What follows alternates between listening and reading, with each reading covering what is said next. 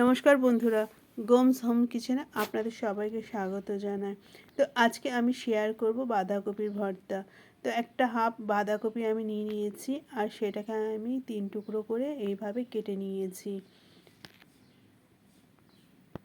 এই বাঁধাকপির ভর্তা গরম ভাতের সাথে খেতে দারুণ লাগে। চলুন শুরু করি কিভাবে আমি রান্নাটি করলাম। তো বাঁধাকপিটাকে প্রথমে আমি গরম জলে ভাপিয়ে নেব। তো সামান্য লবণ দিয়ে দিয়েছি। বাঁধাকপিটা ভাপিয়ে একটু জলটা ফেলে দিলে তাহলে গ্যাস অম্বল হওয়ার ভয় থাকবে না। তাহলে চলুন দেখিয়ে দিই বাঁধাকপি ভর্তার জন্য আমার কি কি লাগছে। রসুন, কাঁচা লঙ্কা, পেঁয়াজ, শুকনো লঙ্কা আর কালো জিরে। এই ভর্তা সাধারণ কিন্তু খেতে অসাধারণ।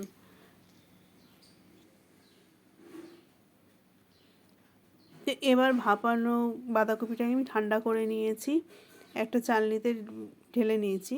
তো এবার এটাকে আমি পেস্ট করে নেব। তো বাঁধাকপির পাতাগুলো আমি দিয়ে দিচ্ছি,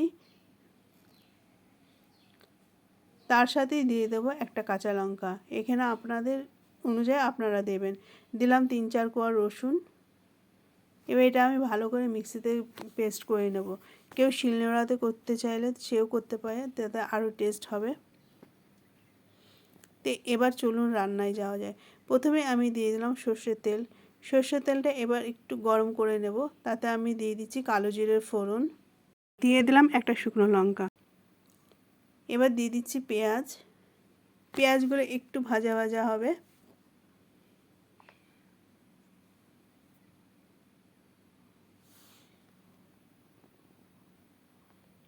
তো খুব ভালো করে একটু নাড়াচাড়া করে নেব।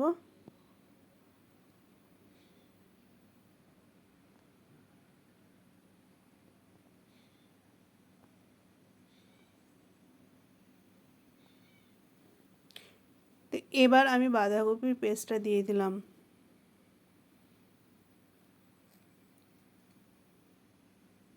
দিয়ে দিচ্ছি সামান্য হলুদ গুঁড়ো আর লঙ্কার গুঁড়ো। এখানে আপনারা আপনাদের ঝাল অনুসারে লঙ্কার গুঁড়ো দিতে পারেন।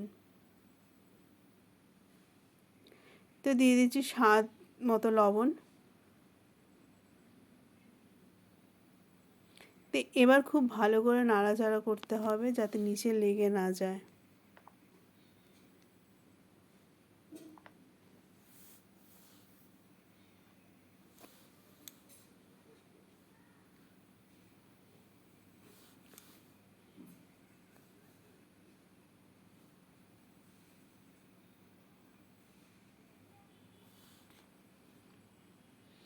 তো বন্ধুরা, এইভাবে তোমরা কারা কারা বাঁধাকপির ভর্তা খেয়েছো অবশ্যই আমাকে কমেন্টে বলো।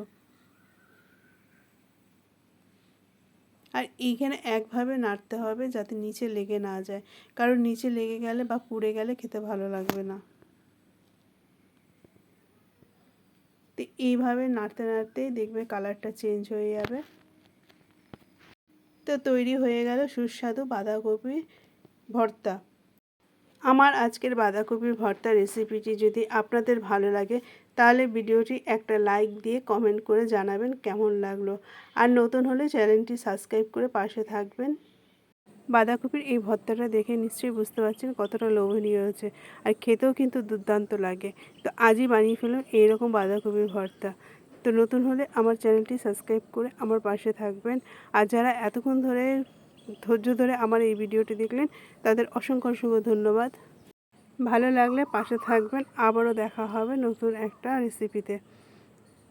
Thank you.